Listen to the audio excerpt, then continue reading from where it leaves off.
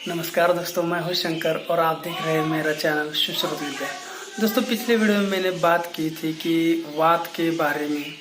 अगर आपको detail video चाहिए तो मुझे कमेंट करो। तो एक दो कमेंट आए थे और अभी टॉपिक भी मेरे पास मतलब है कि वात के ऊपर मैं एक डिटेल वीडियो बना सकूं। तो चलिए आज इसी के बारे में बात करेंगे हम कि वात जो है, जिसको वात दोष बोलते हैं, वो क्या है और इसको कैसे कम किया जा सकता है, इसके लक्षण क्या है, इसके कारण क्या है। तो शुरू से शुरू करते हैं कि एक्चुअल में वात क्या है।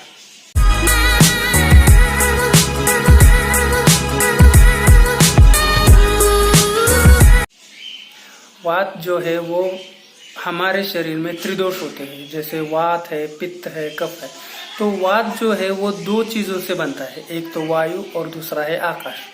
इन दोनों तत्वों के मिल जाने से वात बढ़ता है। हमारे रेगुलर बॉडी में वात एक्चुअल में होता है, लेकिन वो कम मात्रा में होता है। लेकिन अगर यही मात्रा अगर बढ़ जाए तो ये बहुत सी दिक्कतें पैदा कर सकती है और साथ ही साथ ये बहुत तकलीफदेह भी हो सकता है, क्योंकि हमारे बॉडी में जितना भी कुछ गति का काम है या जो भी कुछ बहता है या वहन होता है या एक जगह से दूसरी जगह जाना, चाहे वो छींक हो या खाना डाइजेस्ट करना हो या आपका जो मलमूत्र का जो त्याग करना है, वो जो कुछ भी है वो वात के सिवा कुछ नहीं हो सकता। तो आयुर्वेद में कहा जाता है कि अगर वात अगर ठीक है तो सब कुछ ठीक है। अगर वात बिगड़ जाए तो पित्त भी बिगाड़ देगा, आपका कफ भी बिगाड़ देगा। तो जो तीन दोष है, वात, पित्त और कफ, तो आयुर्वेद का कहना है कि वात, पित्त और कफ ये दोनों लंगड़े हैं सिवाय वात के, क्योंकि वात में वो ताकत है। वात का जो नेचर है वो एकदम गतिशील है। वो एक जगह से दूसरी जगह, आपके कोई भी हो, आपका पित्त हो, आपका कफ हो, वो एक जगह से दूसरी जगह लेकर जा सकता है, उसकी वो टेंडेंसी है वही। तो बात करेंगे कि अगर कहा जाए कि कफ के अगर 20 रोग है, टोटल रोग हमारी बॉडी में 100 पकड़ लीजिए, तो उसमें से अगर कफ के पेशेंट आएंगे तो 20% कफ के आएंगे। उसके बाद 40% जो आएंगे वो पित्त से रिलेटेड आएंगे। और अगर वात की बात करो तो 80% जो रोग है वो वात के बिगड़ने से होते हैं। तो ये कौन कौन से रोग हैं और इसके लक्षण, कारण, ये सब कुछ देखेंगे। तो हमारी बॉडी में जो है वो पंच प्राण कहा जाता है, जिनको 5 तरह के वायु है। उनमें से पहला है प्राण, दूसरा है उदान, तीसरा है समान, चौथा है व्यान और पांचवा है अपान।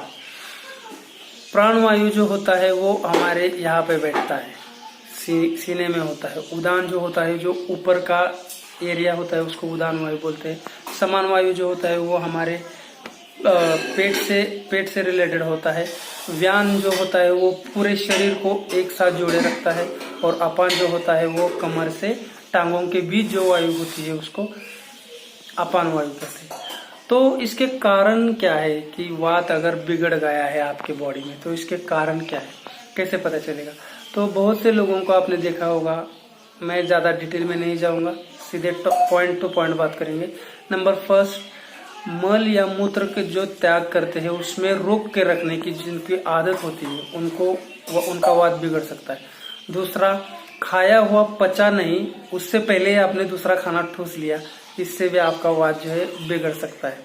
तीसरी बात करें तो आपकी क्षमता जितनी है उससे ज्यादा आप अगर कष्ट करते हो या काम करते हो, परिश्रम करते हो, तो भी आपको वात जो है वो हो सकता है। तीसरी बात करें लक्षण कारण की, तो अगर आप ड्राइव करते हो और ड्राइविंग में आपको ज्यादा तेज झटके लगते हैं, गड्ढों से ड्राइव करते हो, तो भी आपके शरीर में वात का जो है वो बढ़ना पॉसिबल हो सकता है। छठी बात करें तो तीखी एवं कड़वी चीजों का ज्यादा सेवन करना।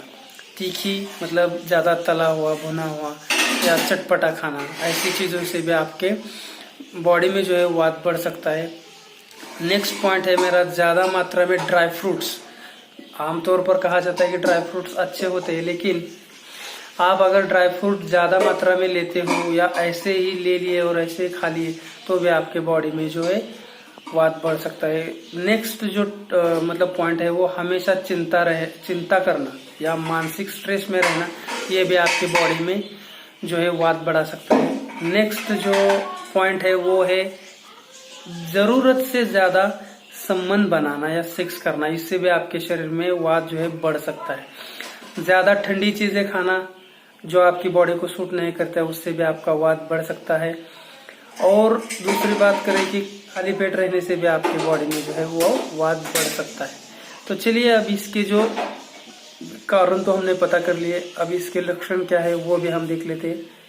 अगर आपकी बॉडी में वात का जो है प्रभाव बढ़ गया है तो सबसे पहला जो आपको सिम्टम नजर आएगा या लक्षण नजर आएगा वो है आपकी बॉडी का रूखापन।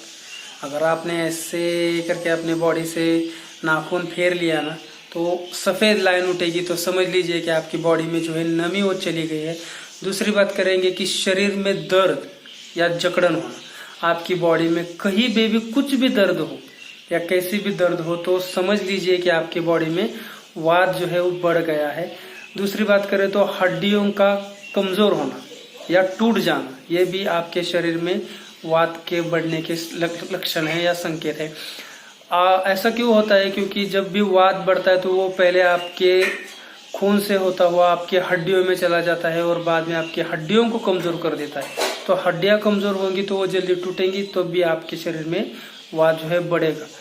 नेक्स्ट बात करेंगे कि अंगों की कमजोरी। अंगों की कमजोरी मतलब चलने में दिक्कत या पैर सुन्न पड़ना या ऐसा लगना कि पैरों में कुछ चुभन सी हो रही है या पैर ठंडे पड़ रहे हैं, तो भी आपके बॉडी में जो वात के जो है लक्षण दिखाई देते हैं या वात आपके शरीर में बड़ा हुआ होता है।